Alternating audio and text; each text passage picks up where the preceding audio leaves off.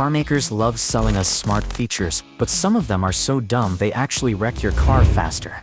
Take Nissan over $1 billion blown on CVT warranty claims, with drivers stuck paying about $3,300 each, sometimes before even 66,000 kilometers, from tires that leave you stranded to wipers that hate rain.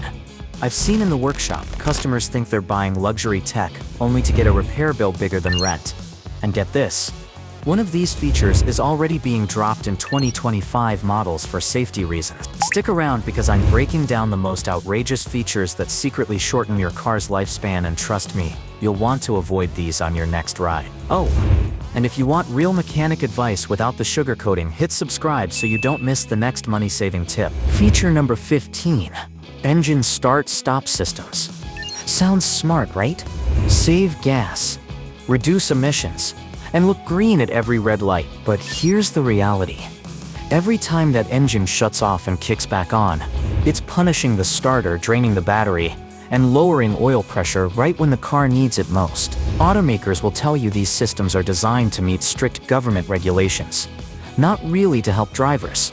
I've seen plenty of cars come into the shop where the owner was shocked their AGM or EFB battery died way faster than normal. One customer in the winter couldn't even get out of traffic because their start-stop refused to work in the cold. It left them stranded. And here's the kicker.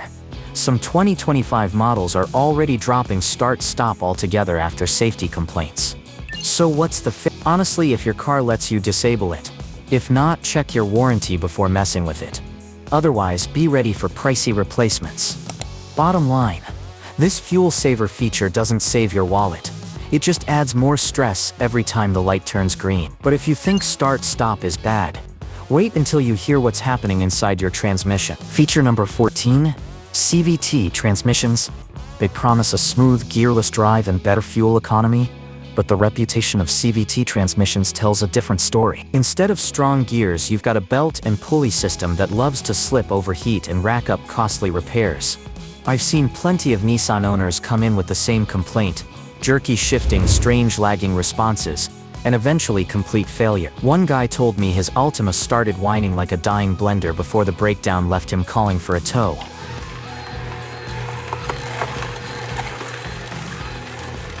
That smooth ride turned into an expensive nightmare with a replacement bill in the thousands. Sure, newer Toyota and Honda CVTs have improved, but the trust is already broken for many drivers. So what should you do? If you're shopping, avoid older Mitsubishi, Subaru, or Nissan CVTs. If you already own one, keep up with fluid changes religiously, and don't ignore even small noises. Here's the truth. CVTs may look clever on paper, but in the real world, they're just a gamble hiding behind innovation. And speaking of stress, nothing piles on engine wear faster than a turbo underboost. Feature number 13. Turbocharged engines. Who doesn't love extra power? A turbocharged engine gives you that instant boost, and automakers brag about smaller motors making big horsepower. But here's the catch. More pressure, more heat, and way more stress on every piston, seal, and gasket. I've seen it too often. A customer rolls in with a Volkswagen that felt fast at first, but by 70k miles the turbo started whining. Oil leaks everywhere and the repair bill, let's just say it wasn't pretty.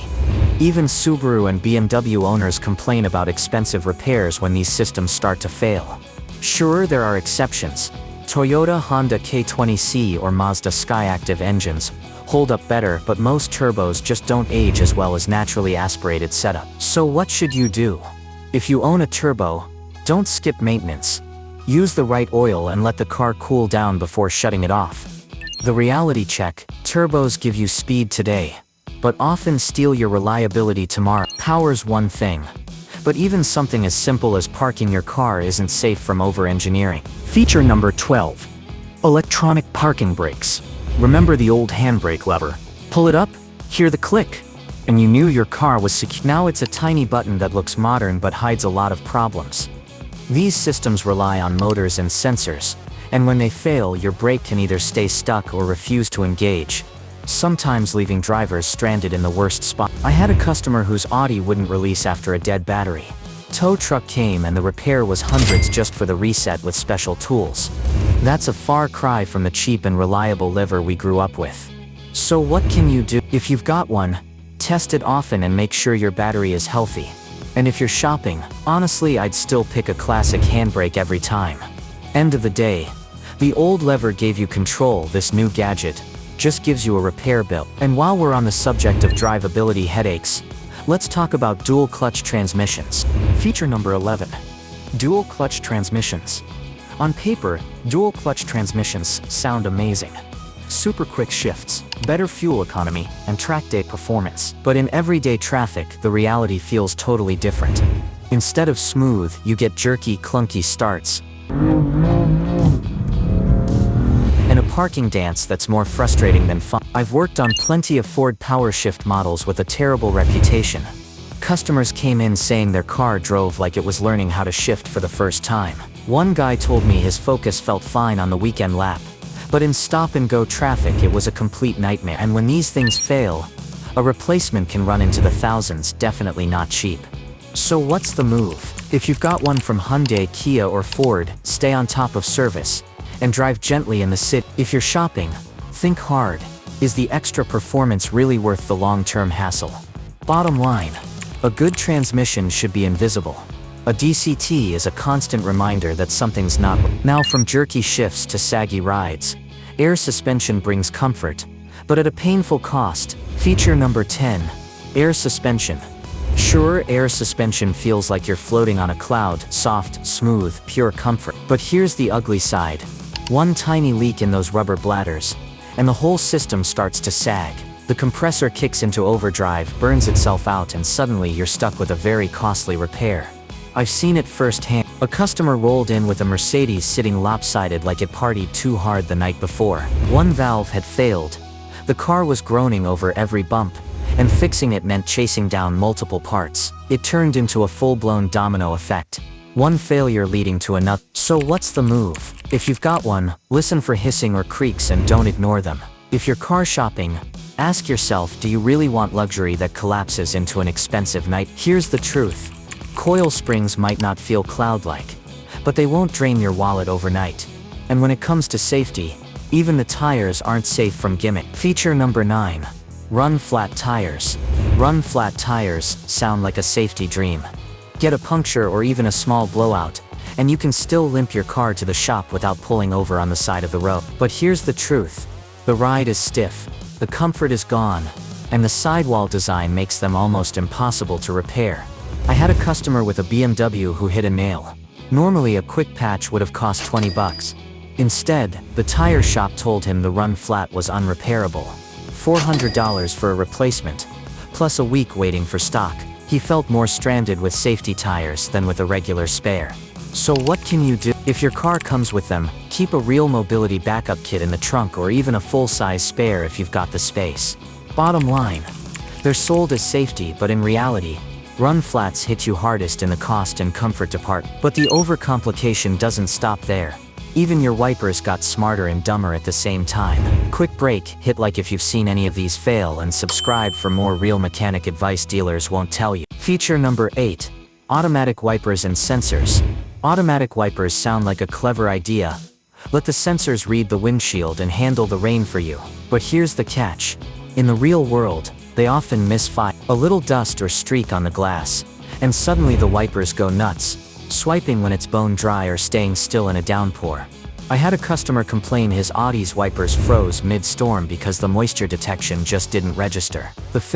A new sensor module, expensive and annoying, especially when an old-school stock switch would have cost nothing. And don't get me started on constant repairs from streaky blades and false malfunctions. So what should you do? Keep your windshield clean, change blades often, and if your system lets you, switch back to manual when the weather gets tricky. Here's the truth. Smart wipers that can't handle dust or rain aren't smart. They're just another safety problem waiting to happen. And if that wasn't frustrating enough, try sweating it out at every red light, thanks to Eco Climate Controls. Feature number 7. Auto Stop Climate Control. Ever been stuck at a red light in the middle of summer and suddenly your AC stops blowing cold air? That's the eco mode at work. When the engine shuts off to save fuel, the compressor shuts down too and your cabin starts heating up fast. Instead of efficiency, All you get is sweat and frustrated passengers. I had a customer with a Toyota complain their kids were melting in the back seat because the climate system would cut cooling every time the car went idle. Sure, the fan still spins, but without the compressor the temperature just climbs. So what's the if your car has a disable option, turn off auto stop in hot weather. Otherwise, switch out of eco mode when you need steady cooling in traffic. The reality check. No driver buys a car to save fuel at the cost of being uncomfortable at every red light. From sweating in traffic to waving at your dashboard, gesture controls take the crown for useless gimmicks. Feature number 6. Gesture controls. Ever tried waving your hand at the screen to change the volume or navigation? Sounds futuristic, but these gesture controls are more of a gimmick than a feature. The sensors constantly misread your motion. A casual wave and suddenly your infotainment system skips songs or cranks the radio. Instead of convenience, you've just added another distraction behind the wheel. I had a customer with a BMW who said his kid sneezed, and the car thought it was a command. Next thing he knew, the map controls went haywire. The fix was an expensive repair he didn't even want, because all he really needed were old-school buttons. So what should you do? Stick to physical controls when possible, or disable the gesture system if your car allows it. Bottom line, flashy features don't always respond, and when they fail, you pay the price for a problem you never had. And the biggest distraction, those oversized infotainment screens that try to do everything and fail. Feature number 5. Overloaded infotainment screens. Automakers love to brag about giant infotainment touchscreens stuffed with apps and endless features. Sounds high-tech, but in reality, they're overloaded, laggy, and a total distraction. Ever tried adjusting the climate control while the software decides to freeze or crash? Not fun, especially at 70 mph. One driver told me his Ford locked up mid-drive, leaving him without navigation or music. The dealer blamed missing updates and tried to upsell a subscription package. That's not convenience. That's a problem baked into the design. And if the system does fail, you're looking at an expensive repair just to get basic controls back. So what should you do? Use steering wheel controls when you can. Keep the menus simple and don't rely on the screen for critical safety functions. The reality check. When your dashboard turns into a tablet, it's your attention span, not the car, that pays the price. But the nightmare doesn't stop inside the cabin. Sometimes it's just unlocking your car that leaves you stranded. Feature number 4. Smart keys linked to apps. Phone as key. Using your phone as a key sounds like pure convenience. No fob, no hassle, just tap the app and your car is unlocked. But in real life, these systems are full of problems. Lose signal, have a dead battery or hit a software glitch, and you're standing there stranded. I had a customer call me from a parking lot because his smartphone wouldn't connect to the Bluetooth system. He had groceries melting in the trunk while the app kept saying not connect. The dealer's fix: an expensive reprogramming session. Meanwhile, a plain old key fob would have worked instantly. And don't forget the security risk. Anything tied to your phone can be hacked or misused. So what's the move? Always keep a backup fob and don't fully trust your phone as. Bottom line, when your car depends on an app, it's not really freedom, it's a glitch waiting to happen. And while you're stuck outside, your grill might be stuck closed, literally. Feature number 3. Active grills and aero flaps. On paper, active grills and aero flaps sound clever. They open and close to improve airflow, boost efficiency and keep the engine running cooler. But here's the reality. One bit of dirt, snow or debris, and the whole system can jam. Instead of smooth cooling, you're stuck with a blocked radiator in a car that runs hot. I once saw a Ford come into the shop with an overheating issue in winter. The owner thought it was a thermostat. Nope, flaps were frozen shut with slush, and the repair cost was way more than he expected. So what's the move? Regular maintenance, check for buildup, and if your sensors act weird, get it looked at before it becomes an expensive failure. Bottom line, when your grill is smart, it's also one more thing that can get stuck and leave you with a bigger problem. Cooling systems used to be simple, now hybrids turn them into expensive time bombs. Feature number 2. Overcomplicated hybrid cooling pumps. Traditional water pumps were simple, belt-driven, easy to replace, and usually pretty reliable. But in many hybrid systems, you've now got electric-driven cooling pumps with extra wiring, motors and parts. Sounds efficient, but when they malfunction, the engine can overheat fast, and the repair cost isn't cheap. I had a Prius come in once with constant overheating warning. The driver thought it was low coolant, but the real problem was the pump's motor had burned out. The dealer quoted him nearly $1,000 for a new unit. A simple old-school pump would have been a fraction of that. So what should you do? Stay on top of maintenance, and don't ignore early signs like reduced flow or strange noises. Bottom line, these advanced pumps may help efficiency, but one failure can drain your battery and your wallet. And if that wasn't enough, mild hybrids add even more complexity without real savings. Feature number 1. 48V mild hybrid systems. Automakers love to push 48V mild hybrid systems as the future of fuel efficiency. They use a beefed-up starter motor, extra wiring, and a small battery to save gas in traffic. Sounds good, but here's the problem. More parts, more complex technology, and way more chances for failure. I had a customer with a newer Audi where the belt-driven starter kept throwing air. The car wouldn't restart at lights, and the dealer quoted him thousands for an expensive repair. What used to be a simple alternator job is now an electrical nightmare. So what should you do? If you own one, stay on top of maintenance and software up. If you're shopping, weigh the tiny fuel savings against the long-term reliability risk. Bottom line, fancy hybrid tech is cool until that 48V system sends you straight to the service bay. Now, maybe you're already wondering if your car is showing symptoms of these problems.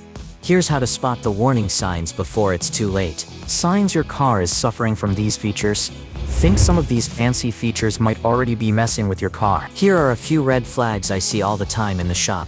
Jerky shifts or lagging acceleration. That's usually a CVT or dual clutch acting up.